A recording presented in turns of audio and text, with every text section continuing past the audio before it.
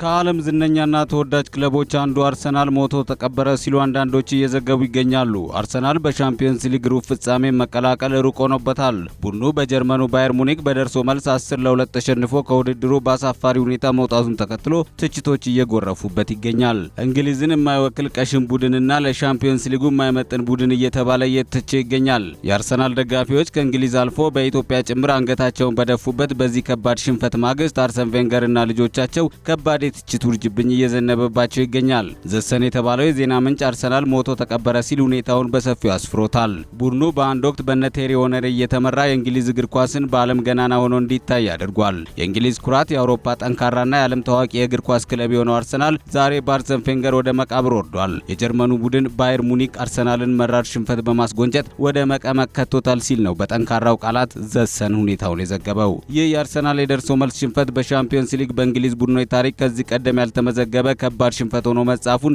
አንዳንዶች ታሪክ እያጣቀሱ ጽፈዋል። ብሊቸር ሪፖርት በበኩሉ ታሪካዊ ሽንፈት በእንግሊዝ ክለብ ላይ ተመዘገበ በማለት ውጤቱን በፊት ገጹ ላይ አስነብቦታል። የአርሰናል ደጋፊዎች ተቃውሞ ትናንት ከጨዋታው ቀድሞ በኤሚሬትስ ሜዳ አካባቢ በሰልፍ የተጀመረ ሲሆን አሁን ላይ ደግሞ የተለያዩ የመረጃ መረብ ገጾችን በመጠቀም ቬንገር ይውጡ የሚል ድምጾችን መሰማታቸው ቀጥለዋል። አሰልጣኝ ቬንገር ግን ለሽንፈቱ ዳኛው ላይ ጣታቸውን መቀሰር ነው የመረጡት ተብሏል።